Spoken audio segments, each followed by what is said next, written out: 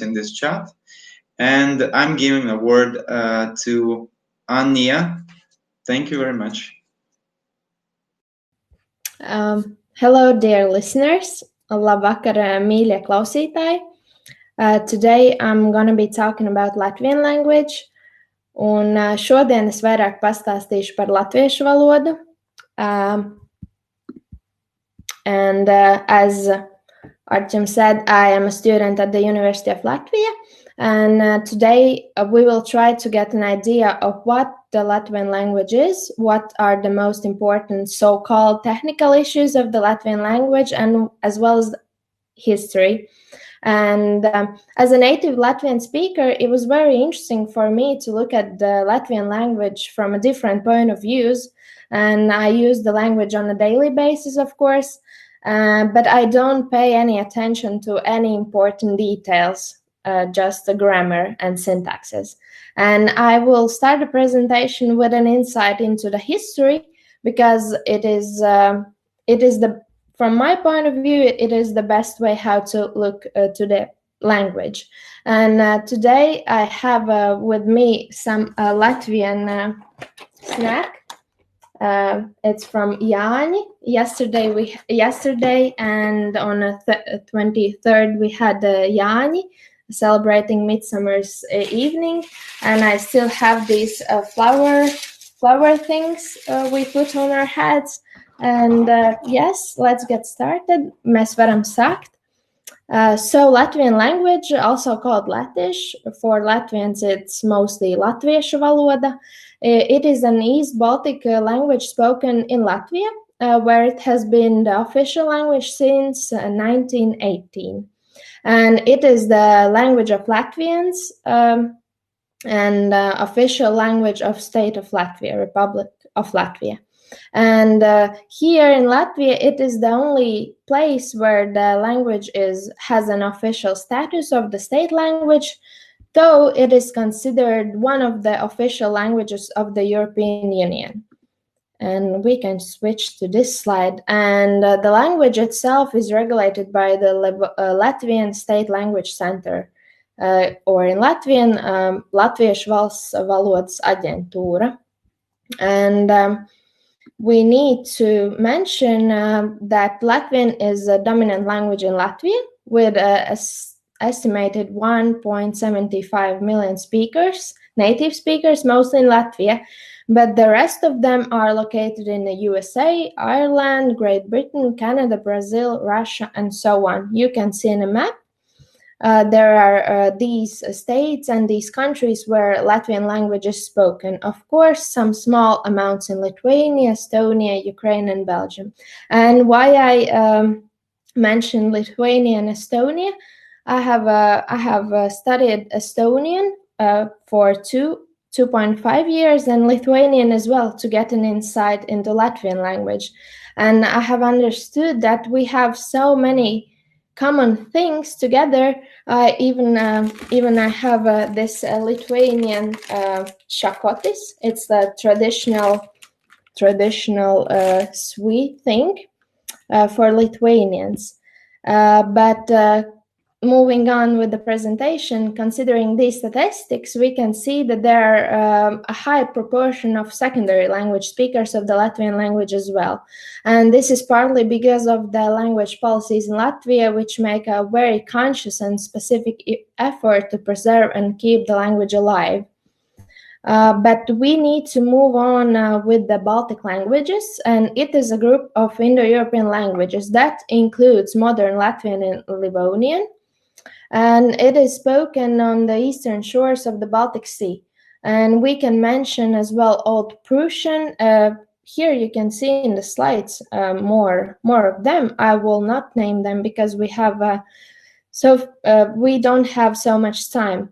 And basically, the Baltic languages are more closely related to the Slavic, Germanic, and Indo-Iranian languages in that order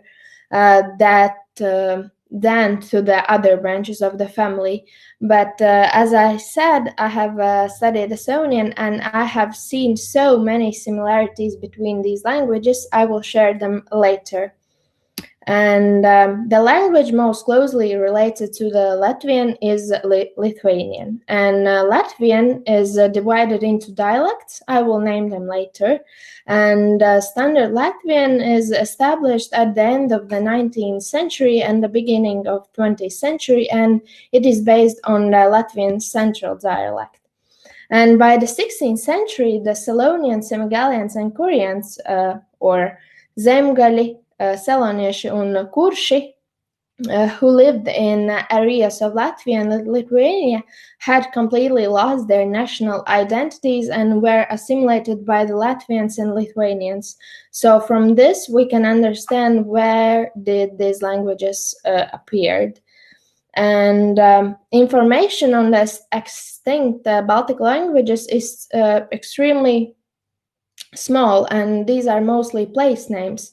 And I will mention that only Old Prussian of all the extinct Baltic languages left any written records, but they are very poor.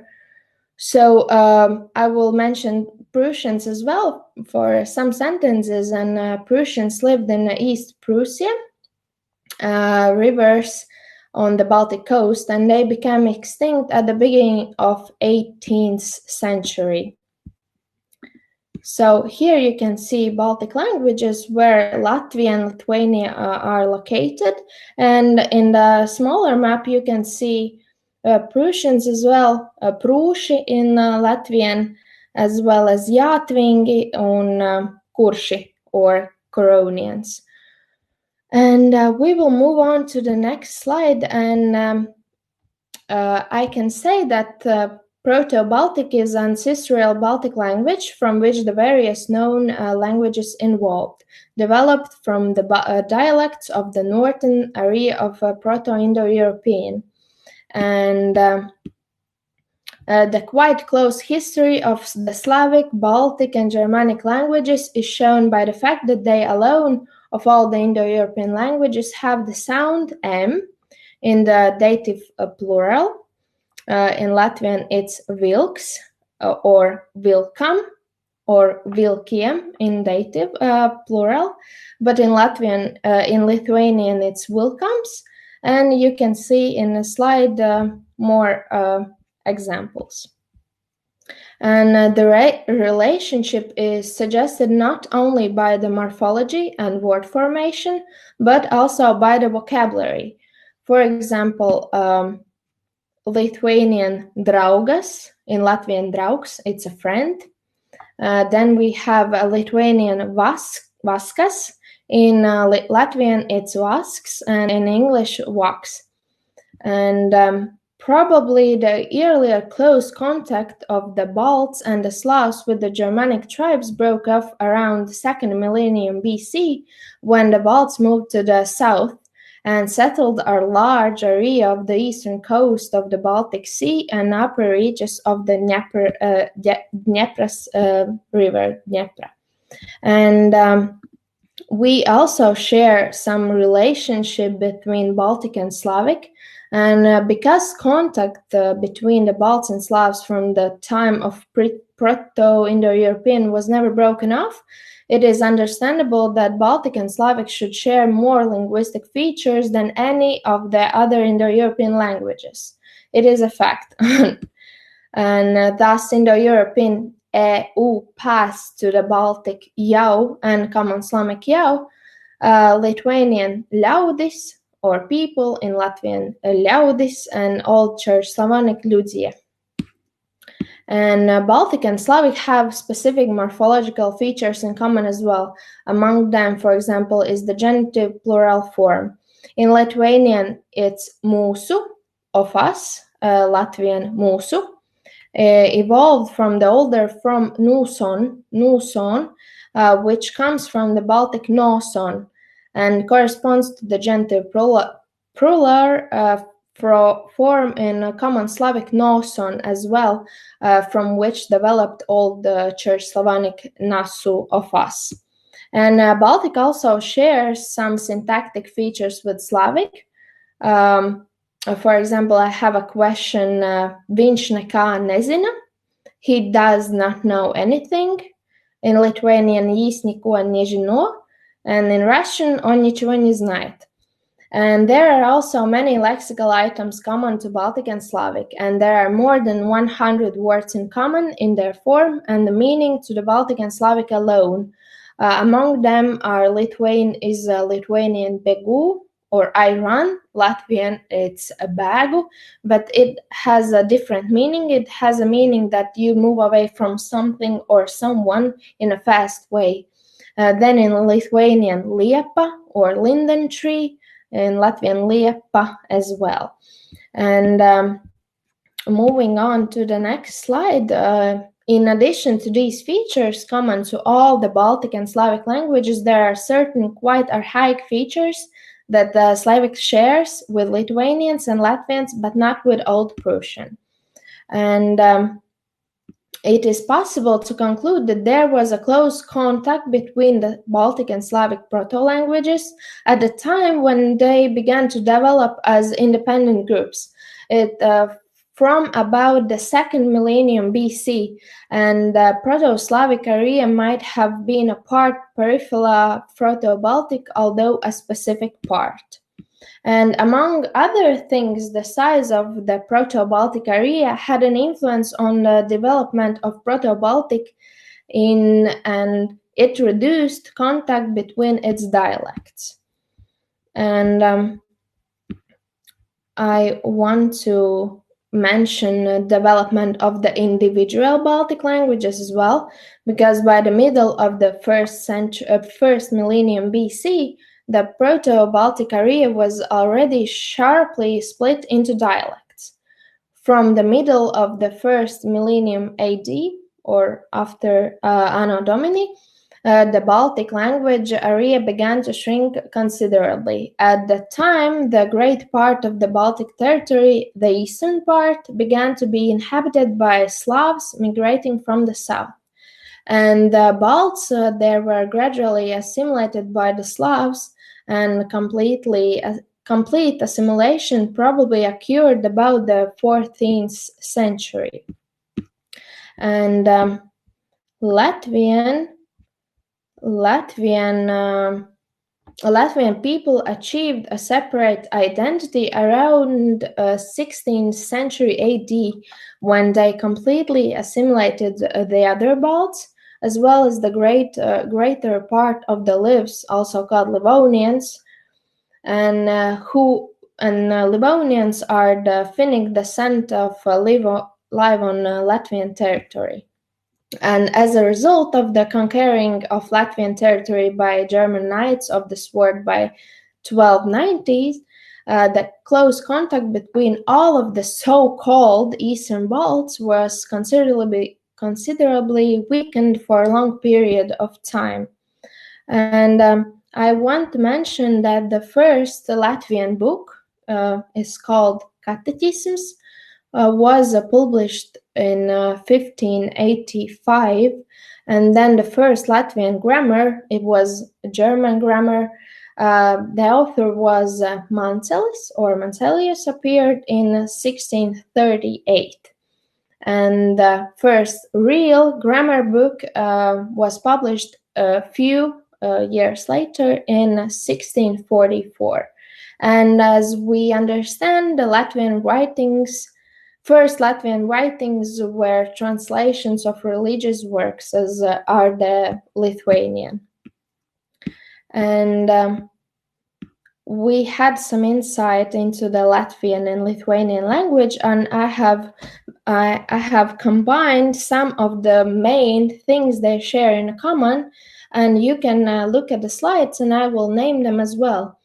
And for example, Lithuanian has preserved the old sound combinations as an, en, in, un, while they have passed in every case in Latvian to ua, ia, I, u. And thus in Lithuanian it's ranka, or hand, but in Latvian it's roka. In Lithuanian we can say a 5 as penktas, 5th, but in Latvian it's piektais. So we can see this difference in these examples. Then we have one verb as well. In Lithuanian, it's pinti. In Latvian, it's pīt, and we use this name for these things as well. Mēs pinam vainagus. And in Lithuanian, we have one more example, jungas. In Latvian, it's jūks or yoke. And they have some common things with diphthongs as well. For example, a in Lithuanian and au in final position were later shortened in Latvian. For example, in Lithuanian, it's medaus, but in Latvian, medos, of honey. And I will move on to the next slide, where we can see some more common features of these two languages. And I mentioned some common features connected with vowels, and we have some common features connected with consonants as well. For example, the main two characters of this change are ka and ga, and they are palatalized, and in Latvian they sound like C and D. For example, in Lithuanian akis, it's eyes, but in Latvian acis. And in Lithuanian gerve, I'm sorry for my pronunciation, but in Latvian it's dzērve. And these were the main things, and these things helped me when I learned Lithuanian, because I knew the common features, and then I used them commonly in everyday basis. So it was quite easy for me to understand these basic things. And moving on to the next slide, I will send you, if you want this presentation, I have a small video where Lithuanian and Latvian is spoken in the common media, in the news, so you can watch it later. I will move on with some things connected with Finnic and Finno-Ugric languages, and with Latvian and Baltic languages. And at first glance, it might look like Finnic and Baltic languages are completely unrelated. And indeed, they are from different language families, with Baltic languages like Latvian and Lithuanian being Indo-European, while the Finnic languages such as Estonian and Livonian, spoken in Latvia, are a part of the Finno-Ugric language family. If you were to look at a random sample of text from the language, you probably also wouldn't see very many similarities, but that all depends on the sample text. And here you can see a sample text. Mēs gājām no muižas uz tirgu, lai pirktu burkānus un sēnes. Or in English, we went from the manor to the market to buy carrots and mushrooms. And in Estonian, me läksime mõisas turule, et põrgandeid ja sēni osta. And here you can see some common features as well, which these were one of the first things I came across with when I started studying Estonian language. Here you can see mõisa or muiža in Latvian, turg, jeb tirgus in Latvian, porgand, burkāns, ja sēnes, mushrooms. And if you look at the words in a bold, the differences aren't big. They aren't big, really. And especially if you know that in its non-declined form, turule is turg, as I mentioned, and that p, b, and ga, ka, sometimes these sounds are blended together in Estonian. And other words common to Latvian and Estonian, though which language they have roots in, can sometimes be disputed. For example, in Latvian, it's laiva or laev, in Estonian, boat, ship. Then we have tilts and sild. I will name them like Latvian, Estonian, and then English. puika, poeg, boy, kode, koi, mouth, laulāt, laulattada, to marry, bura, puri, sail, and my favorite one is māja, maja, and house. Of course, there are many more examples, and these are just few. And many centuries of foreign rule means that there are also common words to Estonian and Latvian that are borrowed from a third language, or sometimes even fourth, if the third language has borrowed the word. This is the case for words such as Arzt, or doctor, Arzt in German, Citrun, citrons, lemon, advocate, advocates, a lawyer, and the latter two have roots in Latin and were probably borrowed into German and Russian via French. And moving on to the next slide, this is one of my most favorite examples of the Latvian, Livonian, and Estonian languages. And here you can see that Latvian language, as in a map, is located in the middle, and on the upper side there is Estonian language and Lithuanian language, the last one, the third one, as in a map. And here you can see that you need to note how Estonian and Latvian have both borrowed from the Germanic kanel or kanelis, while Lithuanian has gone to the Latin Greek root cinnamon. And this is the best example because we can see this example in everyday basis in the shops and shopping centers and use for some recipes. And beyond vocabulary, Finnic languages have had an important influence of Latvian, word stress. In Lithuanian, as well as in Slavic languages, Baltic languages, closest relatives, word stress is random and can occur anywhere in the word, which can be a real pain for people who are learning the language. It was one of the worst things for me learning Estonian, because in Latvian we have fixed stress on the first syllable, but in Latvian it's almost always on the first syllable. We have some exceptions, for example with the word thank you or paldies, and it comes from two words, paldies dievam, thanks to the God, and now it has a stress on the second syllable, paldies. And also stress on the second syllable is in the word nekad or never. You can hear nekad. And moving on, I will mention some place names as well.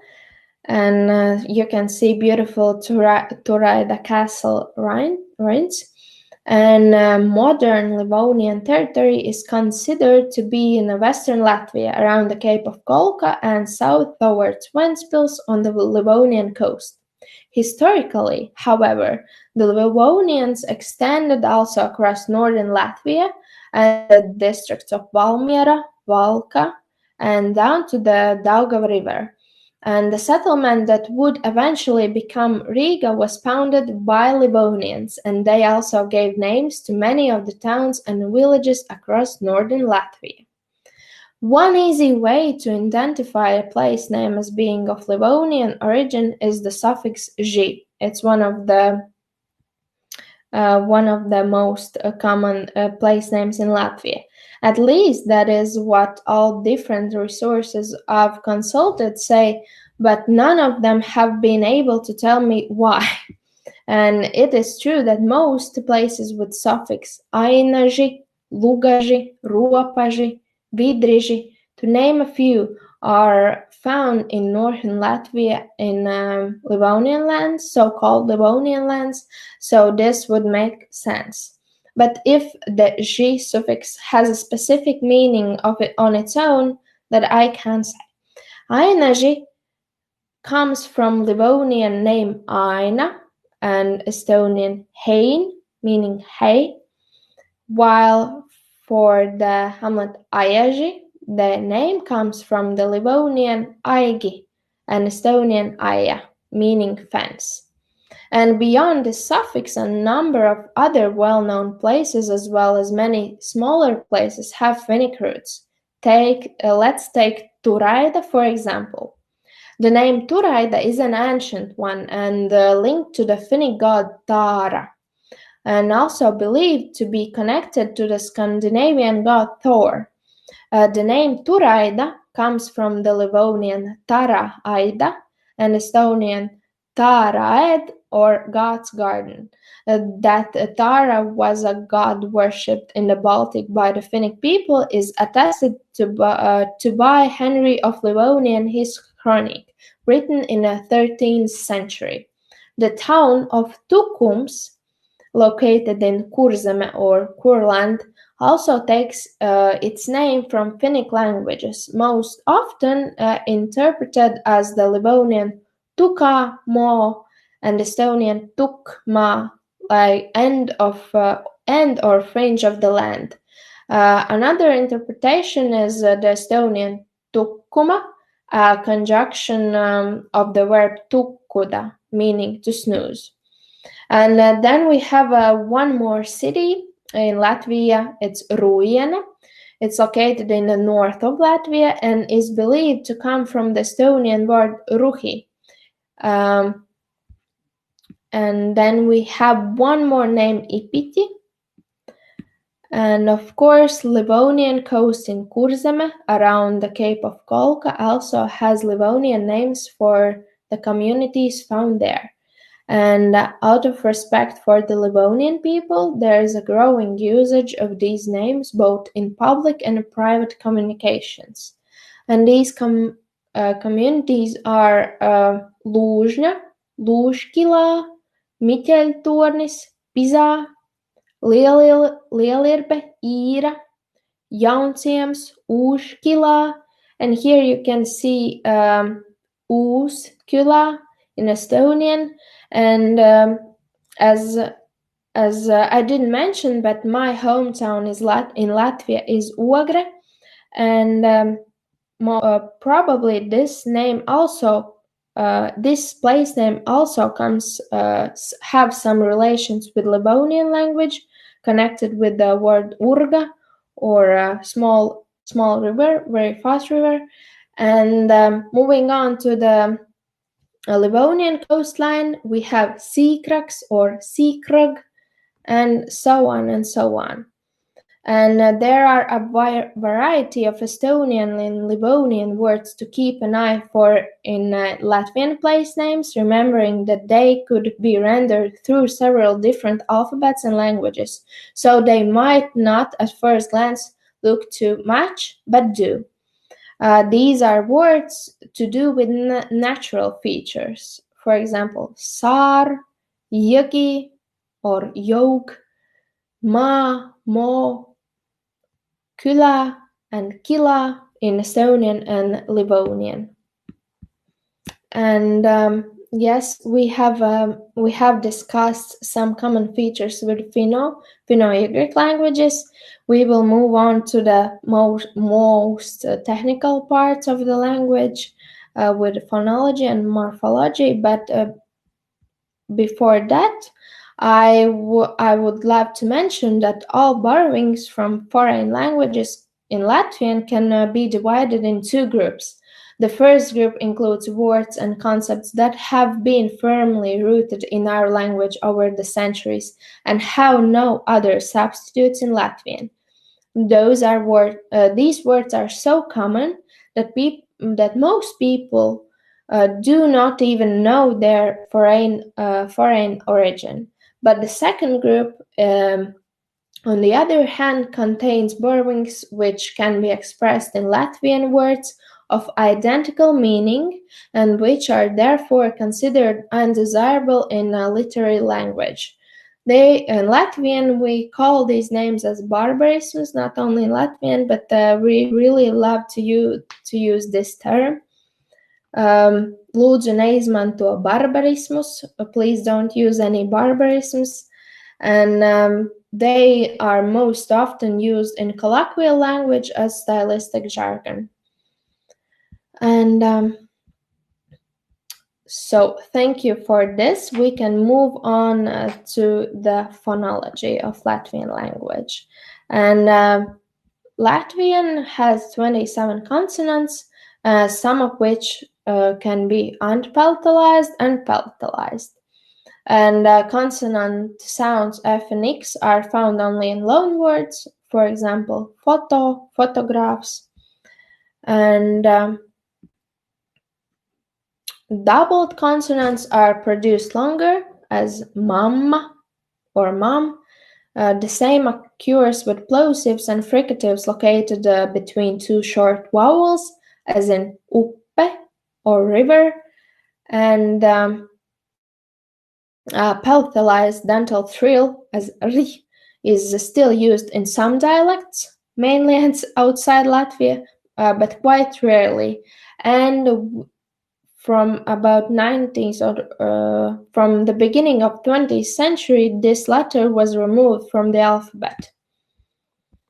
And moving on with the vowels, Latvian has 6 vowels with the length as distinctive feature. The vowel length ratio is about 1, 2, and 5, and vowel length is phonemic and plays an important role in the language. For example, I have put an image here, duck on a tree, and I will mention some Latvian examples with vowel length. For example, koka, it's made of wood, but koka, on the tree. Pile means a job, and pile means a duck. So koka and koka, pile and pile.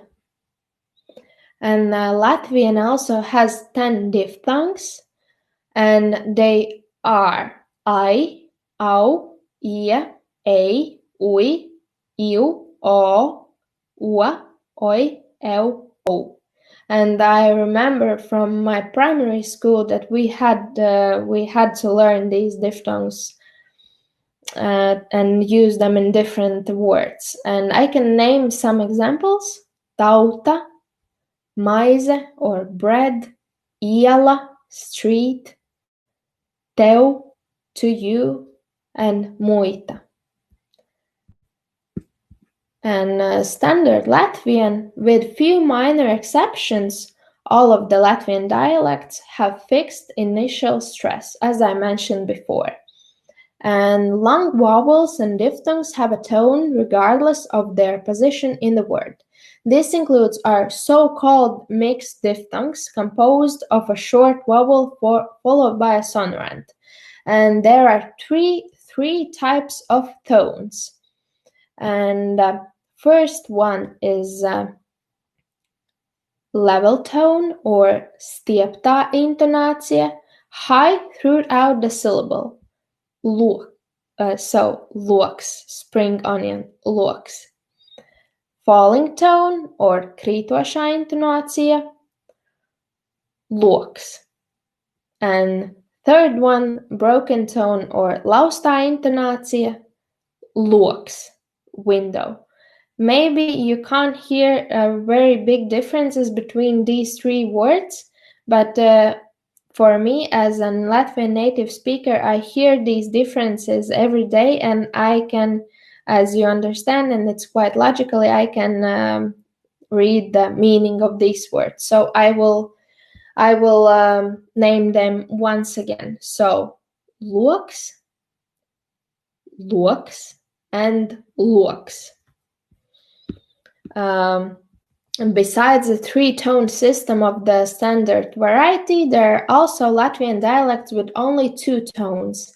In western parts of Latvia, the falling tone has merged with the broken tone, while in eastern parts of Latvia, the level tone has merged with the falling tone. For example, I have some friends who, for me, speak so-called quite funny I can say draugs, friend, but they say draugs. And we have trauks, like glass is also trauks, but in Eastern Latvian it's trauks. Phonology. We had some insight into phonology, and we will move on with Latvian orthography. And Latvian orthography, for me as a Latvian speaker, is quite interesting as well, considering and naming those names which are taken from another foreign language. And Latvian orthography historically used a system based upon German phonetic principles, while the Latgalian language was written using Polish orthographic principles. And the present-day Latvian orthography was developed in 1908 and was approved the same year by the Kārlis Mīlenbachs and Jānis Enzelīns. And you can see Jānis Enzelīns in the picture. And its basis in the Latin script, and it was introduced by the law from 1920 to 1922 in the Republic of Latvia. And for the most part, it is phonetic in that it follows the language's pronunciation. And in picture, you can see alphabet as well. And the Latvian standard alphabet consists of 33 letters. And the Latvian alphabet has a further 11 letters formed by adding diacritic marks to some letters as A, E, I, Q, Ch, and so on. And yes, it is really important to mention once again that letters F and H appear only in loan words.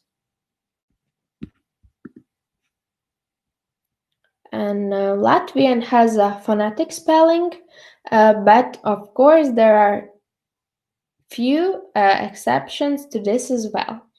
And to the first is the letter E, and its long variation E, which are used to write two sounds that represent the short and long versions of either E or A, respectively.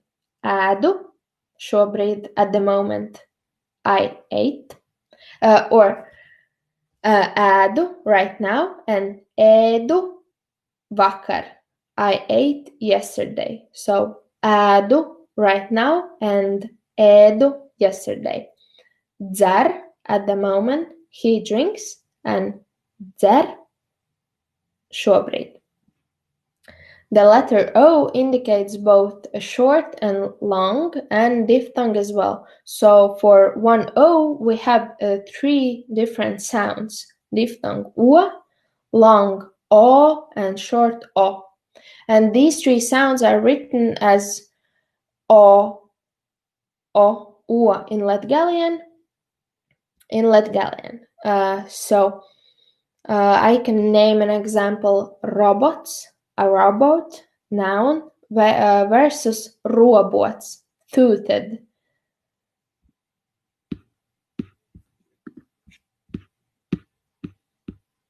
And here I put these vowels and consonants all together with the English approximant with some examples. You can take a look.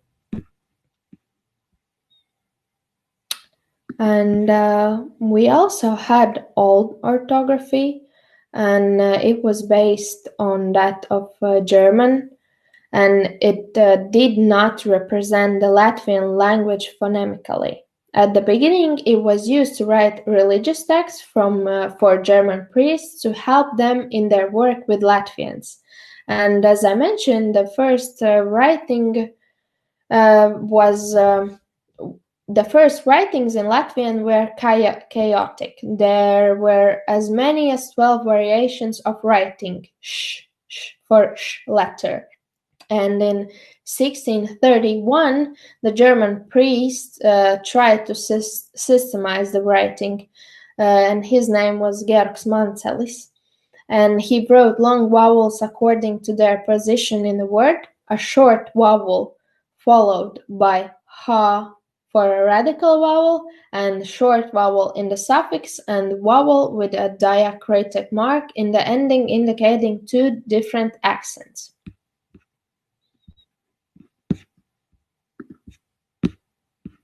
And as I already mentioned, things connected with Latvian dialects and stresses, I put a map here in this presentation to show you that there are 3 dialects in Latvian.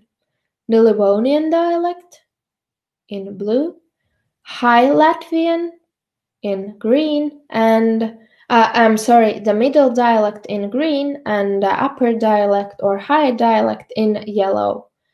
And Latvian dialects and their varieties should not be confused with Livonian, Curonian, Latgalian, or other languages. So let's start with the Livonian dialect. The Livonian dialect of Latvian was more affected by the Livonian language substratum than Latvian in other parts of Latvia. Due to migration and the introduction of a standardized language, this dialect has declined. It arose from assimilated Livonians who started to speak in Latvian and assimilated Livonian grammar into Latvian. And nowadays it is divided into the Vidzeme variety and Kurland variety. In Latvian it's called Tāmnieku or Ventiņu. So in the middle, the green one, standard Latvian, is based on the middle dialect or vidus dialects. The middle dialect is spoken in central and southwestern Latvia. The dialect is divided into the Vidzeme variety and the Curonian variety and Semigalian variety. And there are 3 intonations in the middle dialect. And in Semigalian, I mentioned that trilled R and it's still used there. And then the upper dialect is spoken in Eastern Latvia. It is set apart from the rest of Latvian by a number of phonetic differences.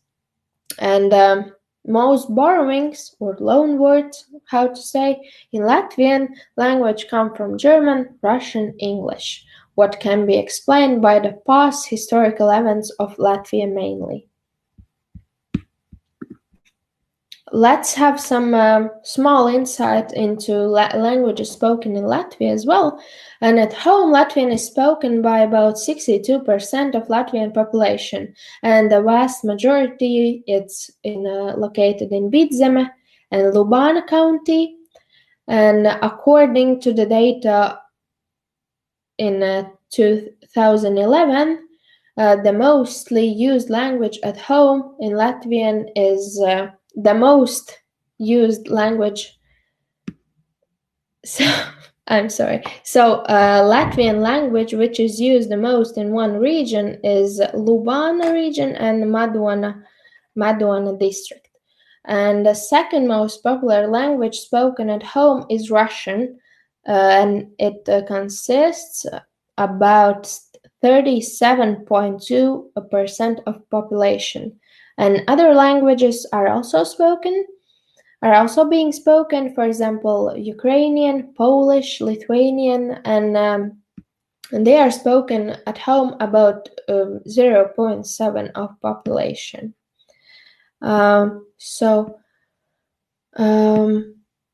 I mentioned a place named Lubāna, but on the other hand, in Zilupe, located in Latgale County, population mostly speak Russian at home, 92.1%, while at the same time Latvian is spoken only by 7.7% of all citizens. And Russian language, yeah, I mentioned the Russian language. Then we have English language, not issues, but we have English language on our day-to-day basis, always with us. And after independence, English has replaced Russian as the most common foreign language to learn. So I learned English from the first grade, but Russian only from the fifth grade. And the younger generation of ethnic Latvians usually speak English far better than Russian and would switch to English when communicating with foreigners. But I have worked as a waitress as well, and I can say that the Russian language is quite common, especially in Riga, in the capital of Latvia. And the more languages you know, the richer you are. It is an old truth. And moving on with Latgalian language. Some would classify Latgalian as a dialect, but I classify Latgalian as a separate language, and it is spoken by about 15% of the population in Latvia, mostly in Latgale, of course. And moving on with the German language. And German language was a lingua franca of Latvia cities well into 19th century. And after all, most of them were established by Germans and long had German majorities. Nevertheless, German remains popular as a second foreign language after English. So in a 6th or 5th grade, we need to decide whether we want to learn Russian or German. And Livonian language as well, as I already mentioned that. And here you can see some examples. As I understood, you already had the webinar about Latgalian language, so I will continue with some loans and borrowings into Latvian language. And borrowings from the German language, as well as German political and economic power in Livonia, had some great influence into the Latvian language. Also, I can mention that the most commonly used "and" in Latvian is taken from German "und", or in Latvian it's "un", replacing the "ir" or "is", that still exists in modern Lithuanian. So I can say man ir suns, mul on koer, u меня есть собака, I have a dog.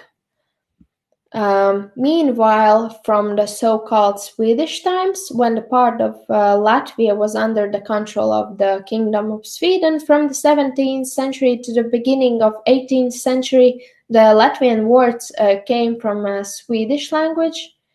So words from Swedish language came into the Latvian language, representing the North Germanic family. And we also have some Slavisms and Anglicisms in Latvian. And hundreds of words have been borrowed from the Finno-Ugric languages, mainly Livonian and Estonian, before the 13th century. And currently the number in Latvian is estimated to be between 400 and 500 words. And these words are related to the sea and fishing. And they are mainly borrowed from the Livonian language, as well as various Finno-Ugric syntactic constructions. So moving on with the morphology. This is one of the most specific parts of the language. Latvian is a moderately inflected language with a complex nominal and verbal morphology. Word order is relatively free, but order unmarked order is SVO. And there are no articles in Latvian, but we can indicate some words with the endings of adjectives. Yes, here you can see I put the map where SVO languages are spoken in the world.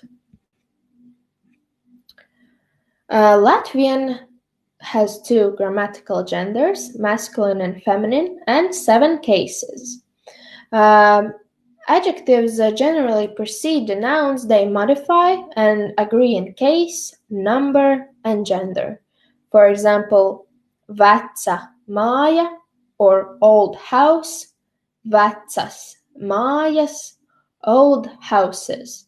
In addition, adjectives take distinct endings to indicate definite and indefinite interpretation. And in this slide, you can see an old house and 2 examples with definite and indefinite examples. Viņa nopirka vecu māju. She bought an old house. Viņa nopirka veco māju. She bought the old house. And even sometimes in Latvian we use small name, viņa nopirka to veco māju, to indicate that this old house was bought. And in both sentences, the adjective is feminine singular accusative to agree with the noun māju, house. But the first sentence contains the indefinite form of the adjective, while the second one contains the definite form.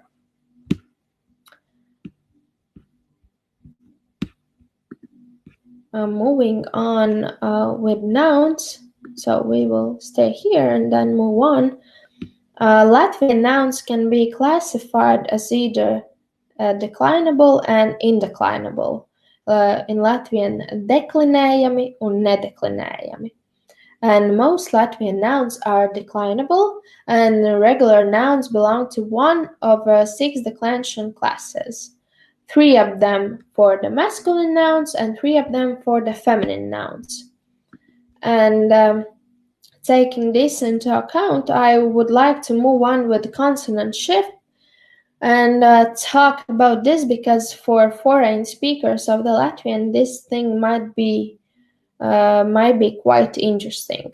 And some of the case endings given in declension tables, as you can see here, has a letter Y, G, or ye, and in Latvian literature, this process is referred as līdzskaņu or consonant shift. And jotation or jotēšana can be further distinguished as a subcategory of consonant shift.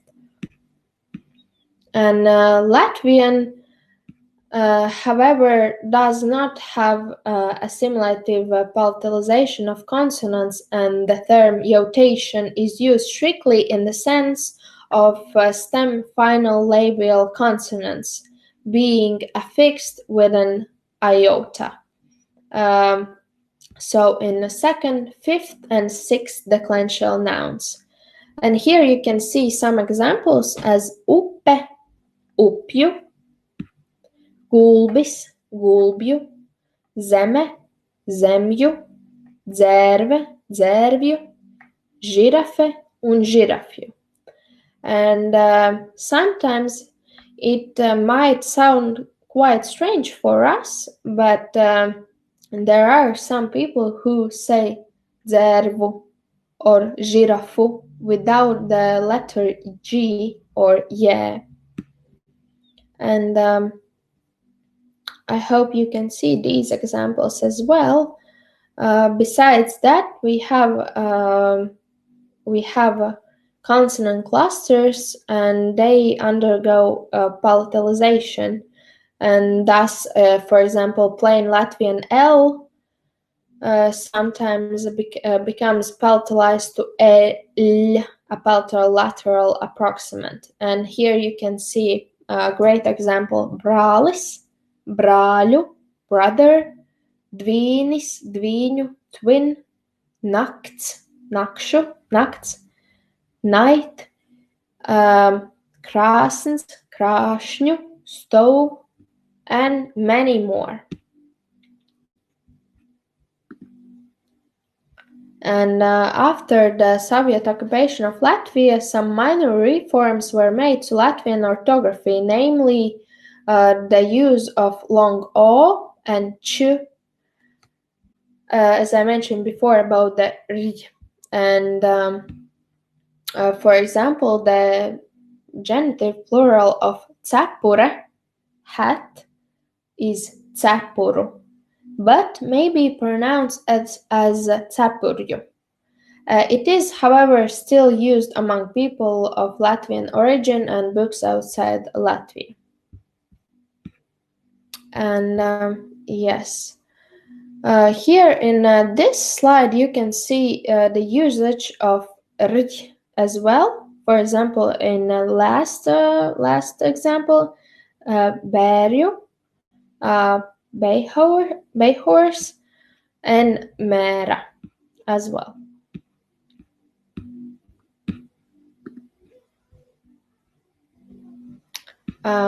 So at the beginning, I mentioned that there are declinable and indeclinable nouns, and some nouns do not belong to any of the declension classes presented before and show no case or number inflection.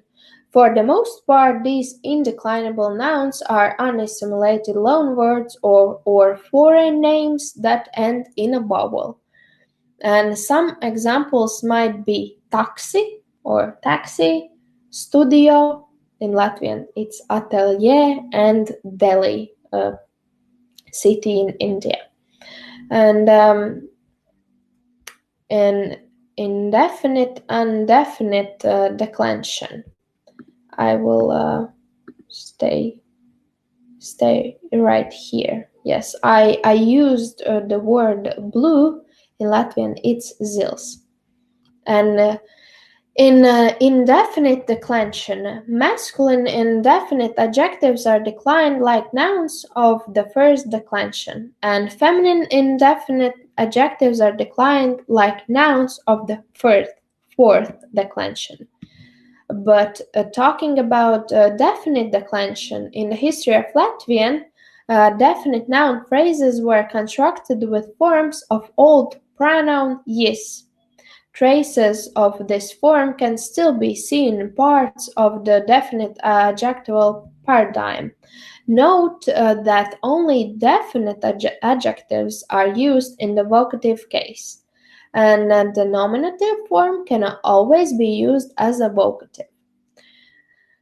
For example, we can say zils, and we can name person zils, and if, however, the modified noun appears as a vocative form distinct from its nominative form, then the vocative form of the adjective can optionally be identical to its accusative form in O.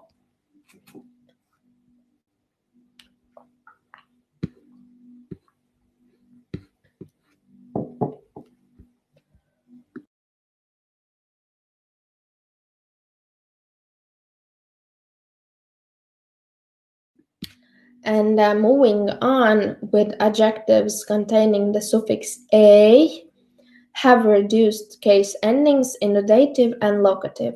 And for example, vidējs or vidēja in feminine or central has the following definite paradigm you can see in this slide. So vidējais, vidējie, vidējā, vidējās in plural. And of course, as in every other language, we also use personal pronouns and other pronouns as well, but I chose to mention some of personal pronouns. And the third person personal pronouns in Latvian have a regular nominal declension, and they have distinct masculine and feminine forms. He is viņš, and she is viņa. And the first and second person pronouns and the reflexive pronoun show no gender distinction and have irregular declensions. For example, es, I, tu, you, we, mēs, they, viņi. And in this slide you can see these examples as well. And in talking about other pronouns, most common ones are demonstratives, tas, that, and šis or this.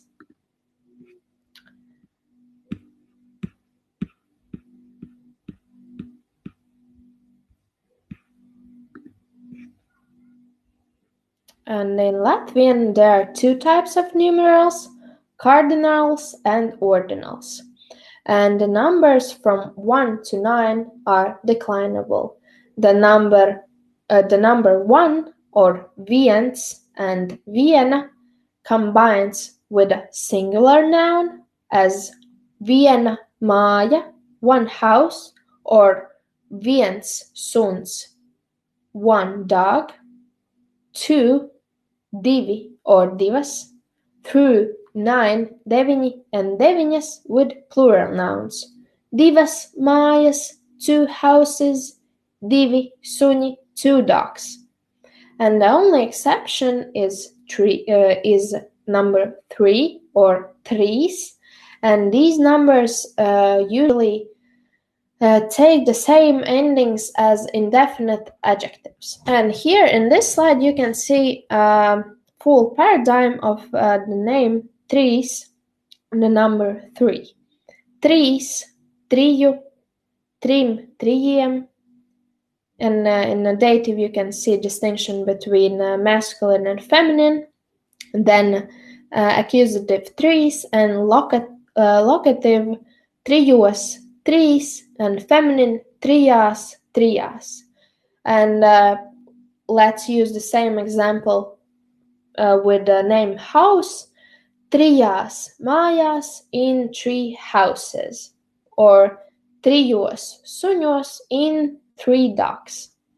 And numerals from 11 to 19 are indeclinable, as well as 10 or desmit with its compounds, divdesmit, trīsdesmit, četrdesmit, 20, 30, 40, as well as simts, 100, and its compounds, and last but not least, tūkstoš or 1,000 and its compounds, tūkstoš, 1,000, 2000, 2,000.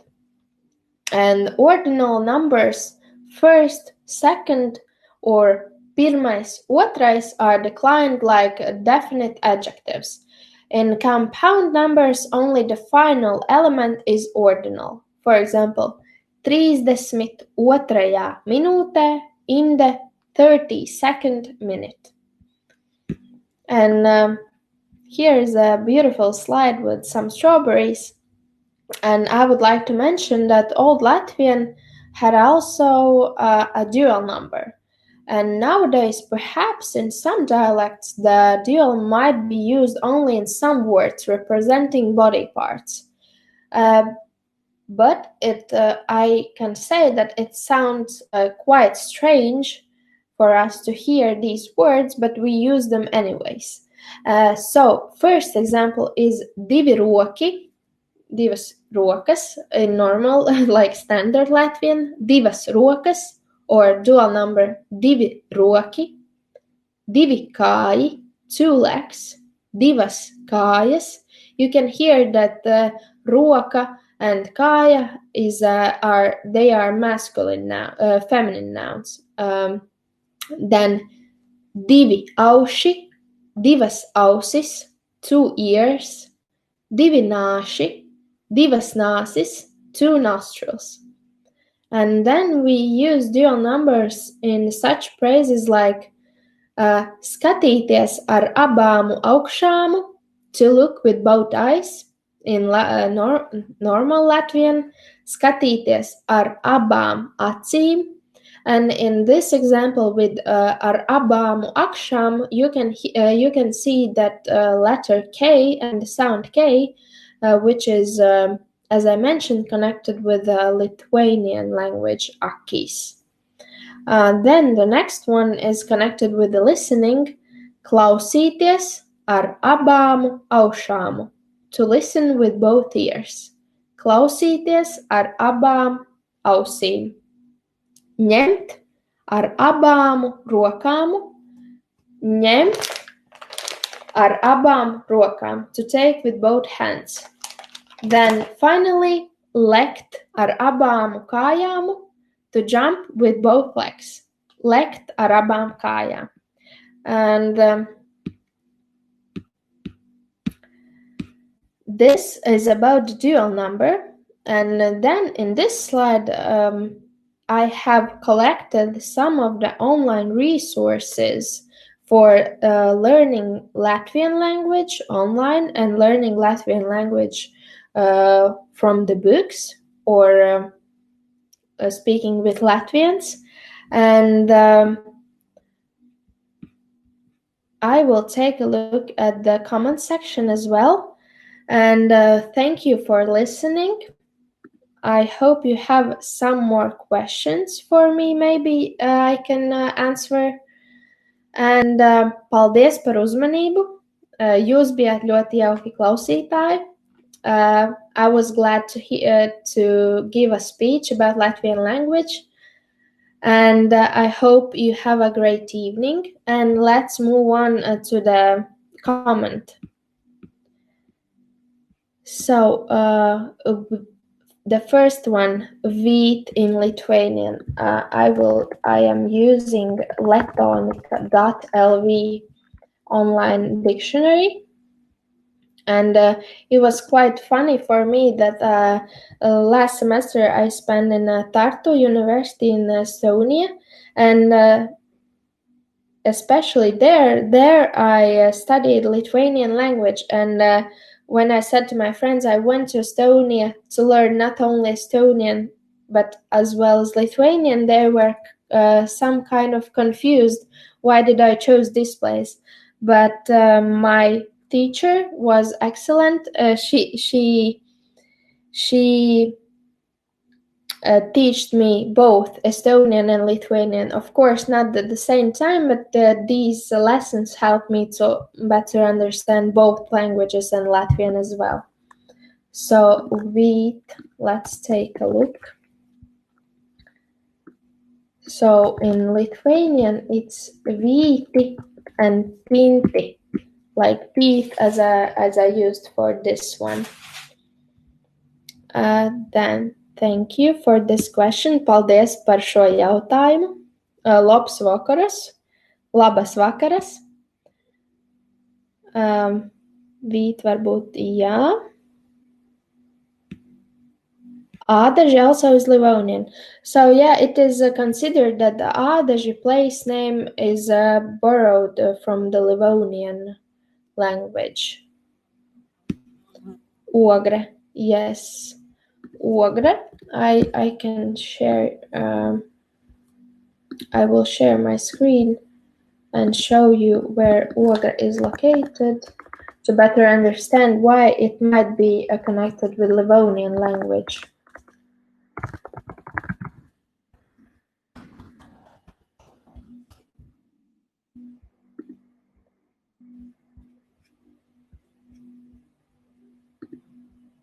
So, screen sharing.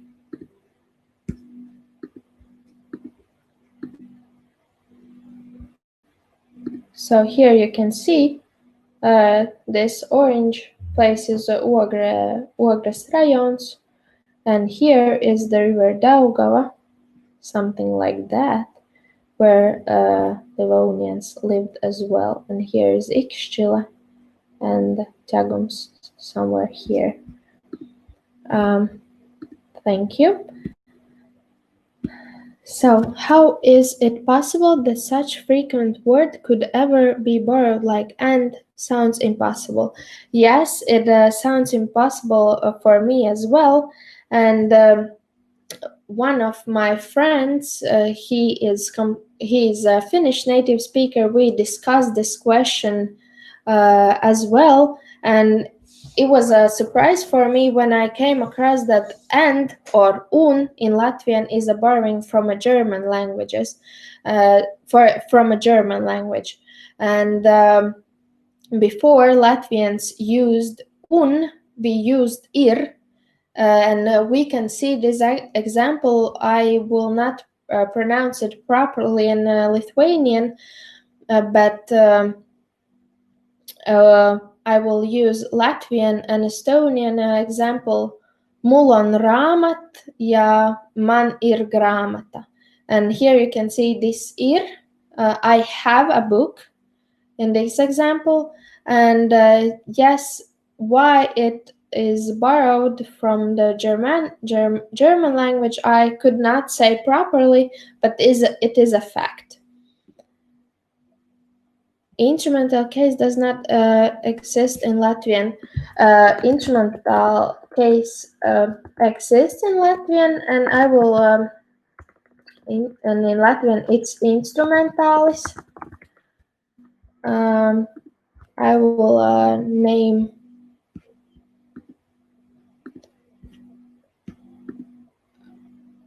So we have a belief that instrumentalis is lost in Latvian language, but it is used with the question ar ko, with what. And for example, Masītan Rīga autoga, es braucu uz Rīgu ar auto. I'm going to Riga with a car. And in these examples, we use instrumentalis to name a thing, what we use with something. Udmurt language, borrow Russian, no as but and to and. Okay, that's a good fact. Thank you. In Celtic language. Oh yes. This one is a great comment as well about the body parts. And I before this presentation, I read that Old Prussian also used dual number. How much percent from all vocabulary are loan words from Finno-Ugric languages? Thank you for this question. As I mentioned, there are about 300 to 400 words borrowed from Finno-Ugric languages. Let's how to say with the percentage. I guess it's not the biggest one, but these words are really common. And I can mention a great example connected with Livonian language, which we use every day in the Latvian language. And this sentence sounds like this. Vai vajag maksāt. In Livonian, vai vajag maksa. Do we need to pay? And here you can see 3 words in a row, which we use in Latvian language, and these 3 words are borrowed from Livonian language. So, vai vajag maksāt, vai vajag maksa. What can you say about Proto-Baltic loanwords in Permic and Volga Finnic languages? Thank you. That's a great question. I need to say that I cannot, unfortunately, answer to this one because my study subjects are mostly connected with Estonian and Finnish. But I will take a look, and if you would like, I can share some information from I will translate this information to the English language, and if you want, I can share this with you as well. And please tell a bit about sociolinguistic situation, Latgalian speaking, maybe Lithuanian. And as far as I know, English language is also more and more active in Latvia. So I will start with the last one. It is a fact, and we have, especially in Estonia, we had a course with Birta Klaas-Lang, very good, a very good teacher. We had a discussion about English language in Latvian and Estonian, and it's quite common that we use English language in our everyday basis, and not only the younger generation, but for example, my parents as well. They more and more use more borrowings from English language, and mostly this is connected with our phones, with our computers, and lately I read the small article about name meme. So in Latvian we usually say memes or meme, and I really don't like this word, but it's used from English language as well. Then about Russian speaking community, I can say from myself, in my family, Russian and Latvian is spoken. Of course, I'm not a Russian native speaker, but I can understand almost everything. But my pronunciation is quite funny, I have heard. And Russian is mostly used in not only in Riga, but everywhere in Latvia.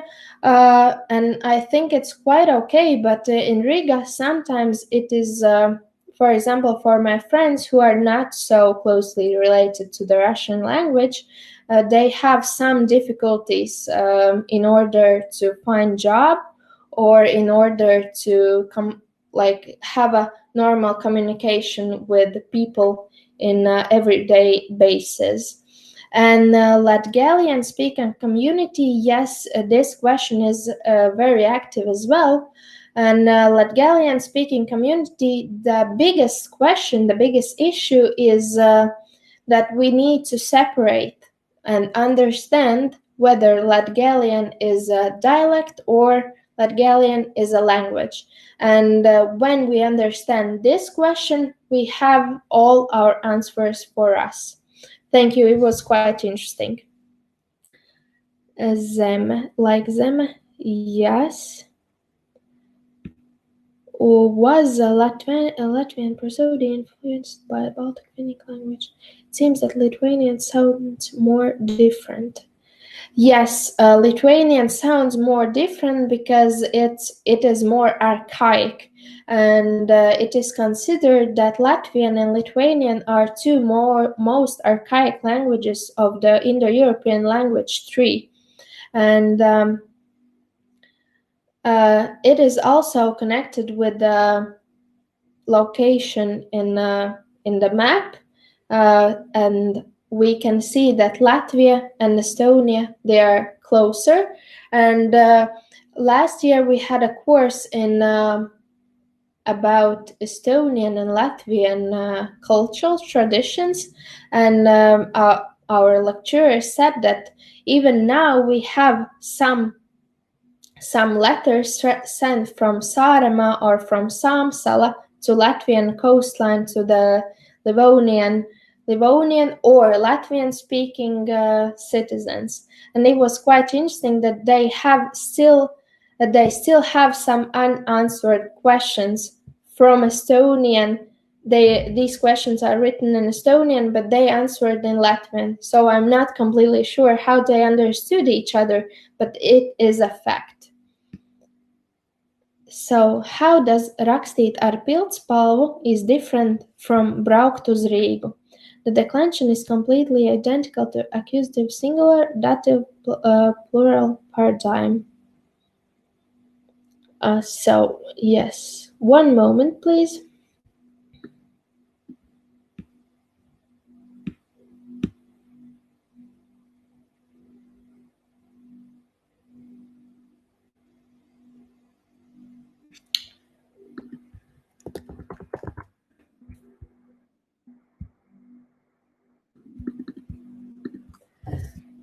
So in this example, Rakstīt ar pildspalvu, we use instrumentals, but in example, braukt uz Rīgu, it is quite interesting for me as well. Uz Rīgu, we can say nominative Rīga and then genitive Rīgu. What I don't see Rīgu or Riga. And with this preposition uz, we use Rīgu. Or braucu uz Igauniju. I'm going to Estonia. I even heard that Latvians and Lithuanians, the most close peoples with the most close language, prefer to use English to communicate. Yes, and this question is connected with that we sometimes even speaking in Latvian, some of not my friends, but for example, my colleagues from university, they have better vocabulary in English than in Latvian. And every day I can hear some youngsters going around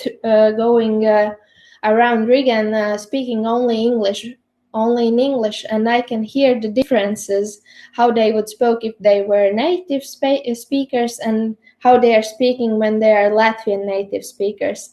And in Lithuania, I was there a few days ago and I tried to use Lithuanian. It was a great experience for me to use Lithuanian in real life. And I think English language, we cannot do anything considering this question, because English language is alive and it is like a common feature between social sites as well as Facebook, Instagram, and so on and so on. What is origin of Igaunia word?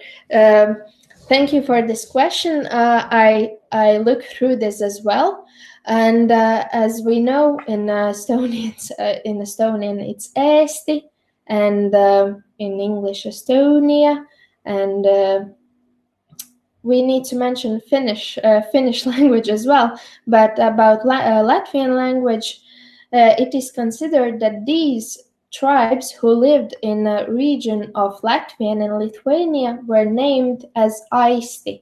So this name is connected with Eesti, but Igaunia it's connected with phonological changes and language shift, and I will show you in one moment, please.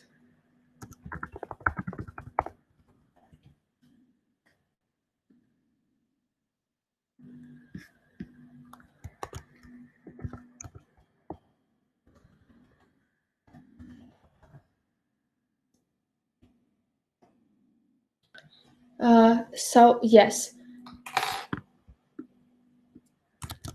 I will paste it here.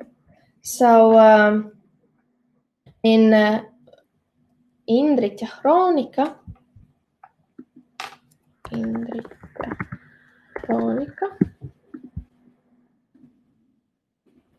I will share my screen. Okay, here you can see. So Indriķa Chronika.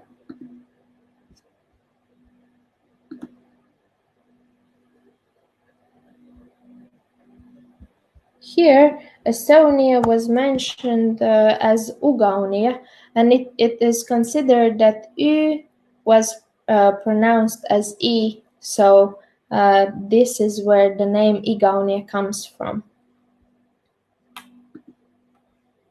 Do you have more questions? Or vai jums vēl ir jautājumi? If you don't have any questions, thank you for this great session. Thank you for this webinar. In my opinion, what are the most... There are also questions. What are the most significant projects connected with Latvian language in the years? Okay. Okay, thank you. most significant projects connected with Latvian language.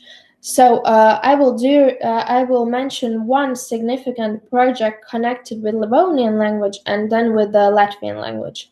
So due to the COVID-19 crisis in Latvia, we came across a new TV project, Mana Klase, or My Classroom.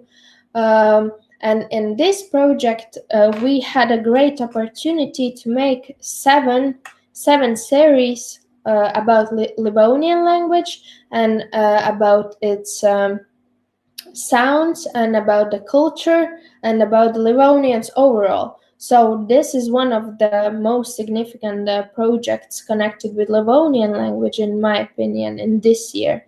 But about Latvian language, it is not a project, but we had a language reform in 2014, I guess. And if you give me a few seconds, I will find a beautiful slide which shows the main idea of this. So, yes, right here. So, no, in 2012, screen sharing. So here you can see that we have a constitutional referendum for Russian as second state language, and against was the vast majority of Latvian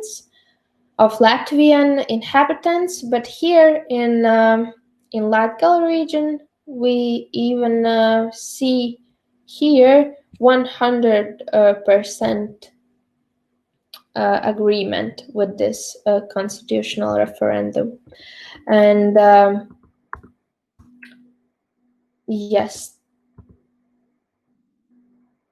one of yes, so here I have mentioned that by 2021 the last 3 years of school to be taught entirely in Latvian, and this is a huge project.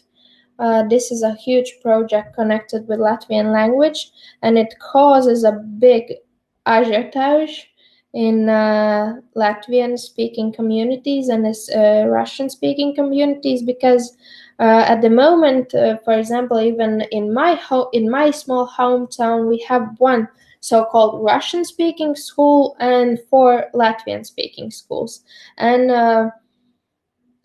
yes, this question is quite common, as well as for those who want to enroll into the universities, because they don't have enough knowledge of Latvian to fully learn in Latvian higher education. And so this project was not stopped, but it was postponed due to the COVID-19 crisis as well. Why are there territorial imposed?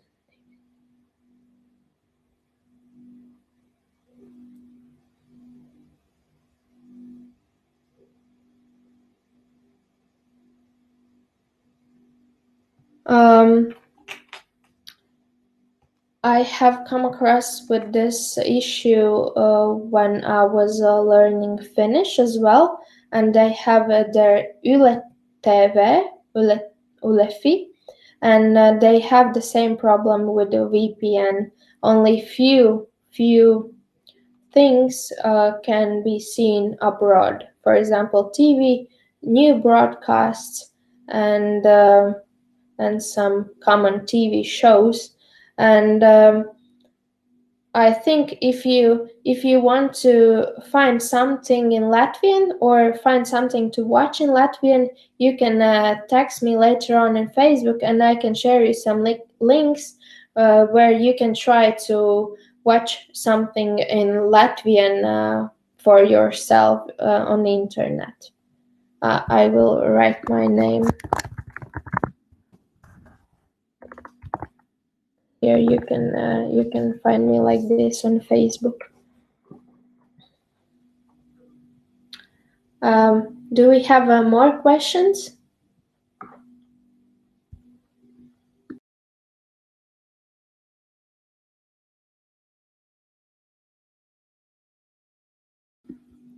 Liels paldies jums! Man bija tiešām ļoti liels prieks. Bērniem multfilmas. Jā. This for Latvians as well, we have really restricted amount of movies and movies for children to watch online. We need to pay small amounts, which is completely okay, but we need to pay these small amounts to watch these broadcasts online. Paldies! And do you have maybe some questions about how language is used in higher education institutions, or where can we learn language? In this slide, and this one is, I will make a copy.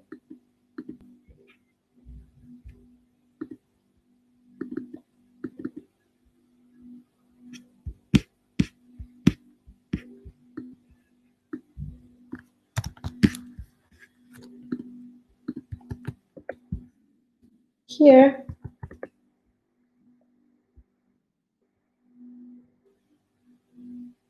No, this is not the.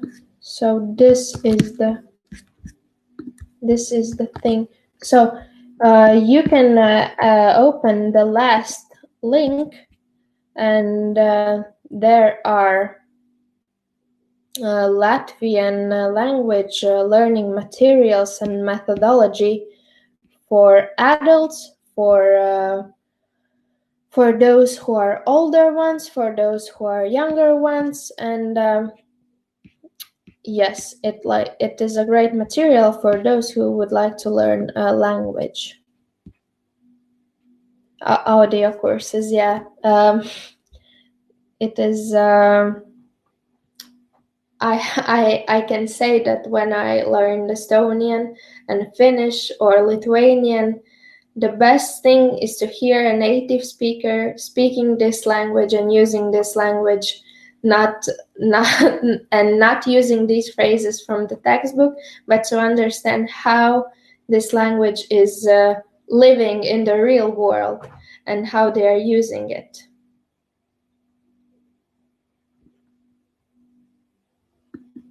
Okay, I will take a look.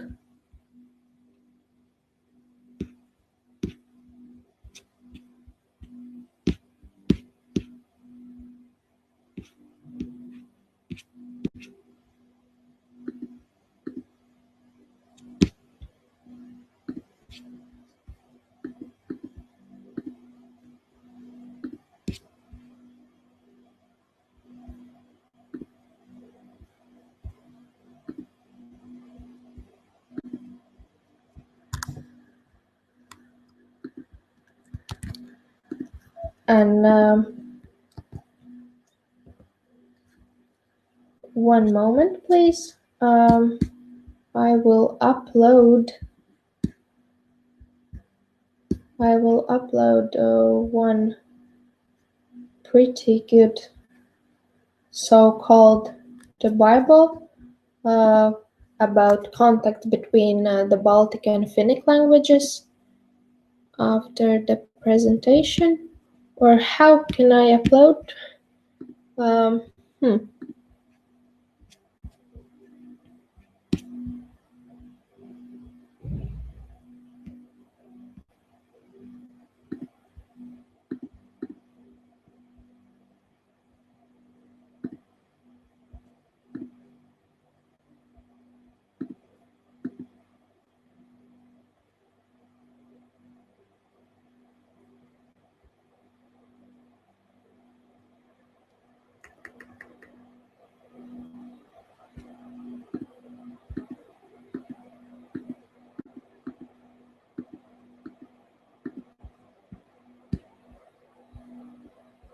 So in a few moments, one great material will be converted and you can use it as well.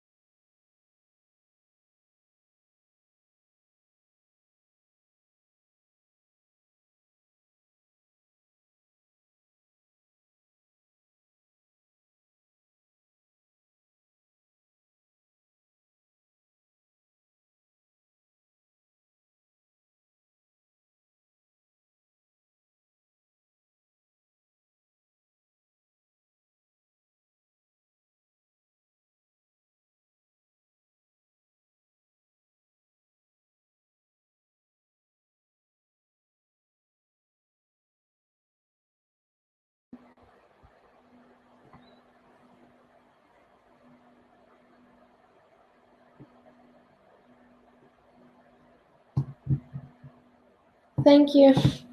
It's really nice. Thank you very much. Paldies, Lās.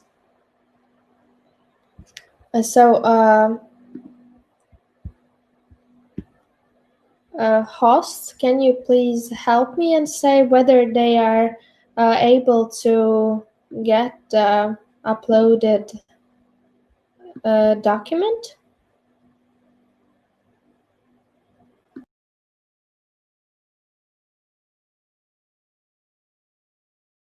Okay, then this document will be uploaded, and yes, we always have in Latvia this funny situation at the end of presentation or at the end of the concert or everything.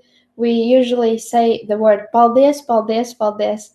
And I am saying big thank you to all of you who listen to me.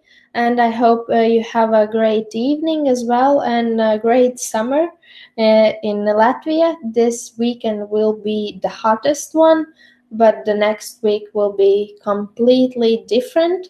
So I hope I will enjoy these 2 days of real summer. And okay, then thank you.